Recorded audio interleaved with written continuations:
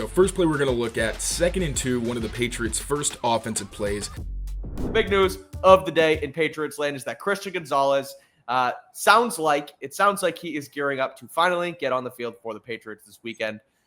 Mike Vrabel spoke before practice today, was asked about the outlook for Gonzo. He said that the plan is to get him ramped up and ready to play. And while being coy in the locker room like he normally is, Christian Gonzalez was asked if he's going to play, and he said, "I'm excited." So also pushed back on a narrative that he didn't want to play last weekend, and that essentially it was a team decision to try and hold him back here. So full go for Gonzo. We'll get to the rest of the injury report in just a second, but wanted to get your thoughts quickly off the top.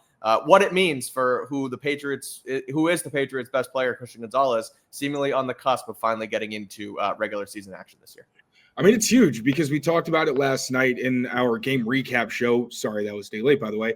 But I did think that one of the defense's biggest issues that they still haven't fixed, where like the tackling largely in that game from Robert Spillane was fixed. Christian Ellis didn't fix his tackling. He got benched, and the tackling overall did look better.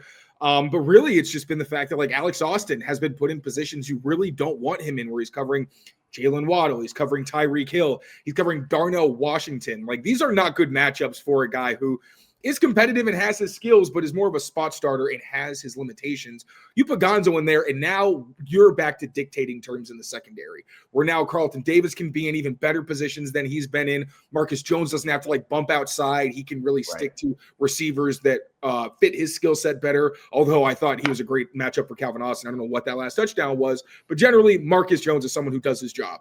Yep. So it's huge. And when you're talking about a Ted McMillan, like, I think Ted could be competitive with Carlton Davis, but I don't think Ted can be competitive with Gonzo unless Bryce is putting that thing on like the shelf above the top shelf, which I guess technically wouldn't make it the top shelf. But unless you're getting those kinds of throws like Christian Gonzalez, there's just not enough explosiveness in Ted's game for Gonzo to be overly concerned.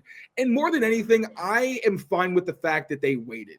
Mike Vrabel kind of fell on the sword and said, hey, it was because of me. I didn't want to put him out there, with the reasoning being pretty much to protect the player.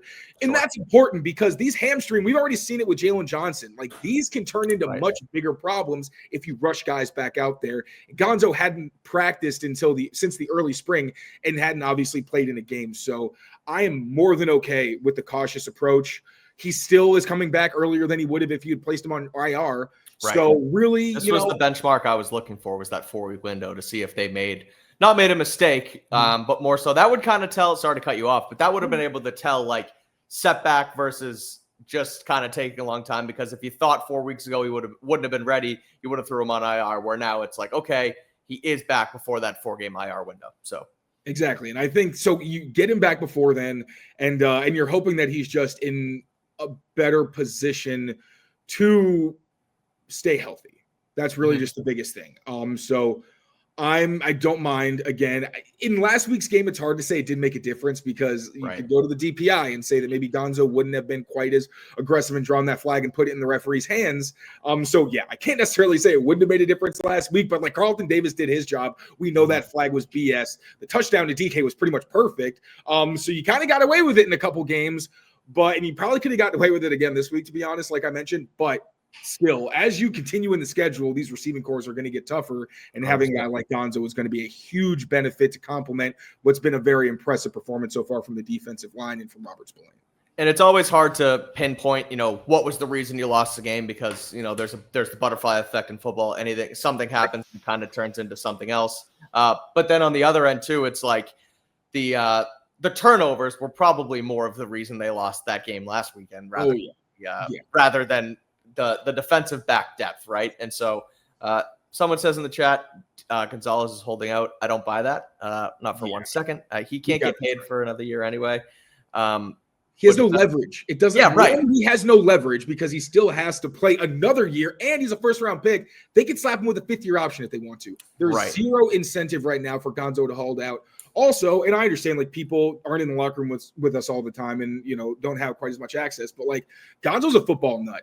And what we've heard from him, or like he's been active, he's been at practice and things. He wants to play. I do not think that he is in the mindset of like, you're going to pay me now when, again, he has no leverage. So that is so ridiculous. I understand he's a star player, and you don't talk about a star player for a long time.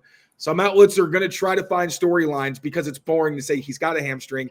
Hamstrings are tricky. There is not a set timeline. And if something happened behind the scenes, maybe we'll figure it out and it'll come out. I don't know. But this idea of him holding out doesn't make any sense at all. We just need to squash it because that's no offense to you, TJ Pinder, but the idea. Yeah. No, TJ makes another point in the chat here too, that he's missed the same amount of games he's played in so far. And that's a true point with Gonzo too, where he has been injured a lot. So yes, he's a great player when he's out there. I don't put the injury prone tag on him, but it's happened, multiple times where he's missed a lot of games. So he's going to want to be out there to prove that he can actually play and get paid, right? Like there's a full season, second team all pro. Like I'm fully on the Gonzo train here. He's one of the best cornerbacks in football, but you do need to show that you can stay healthy consistently in order to warrant getting a massive payday. So from that standpoint, he's probably better off getting out there and playing good football, not even great football, to make sure that he can get paid rather than sitting behind the scenes and waiting to get paid for production that he hasn't necessarily put out there. So we also all know he's capable of being a first team all pro. Right. He's going to be the highest paid corner whenever he gets his contract. That's not really a question, but it's going to come down to guarantees, and you can ask for some better guarantees if you are a first team all pro coming off being a second team all pro. So 100%. He's still got plenty to prove. His game is not perfect. We all know he's very good. So no, this is not a holdout. 100%. The first question in the mailbag was, what is the earliest we get Gonzo back? The answer to that is this Sunday is the earliest. Hopefully that is the case. And it sounds like they're on the right track there. So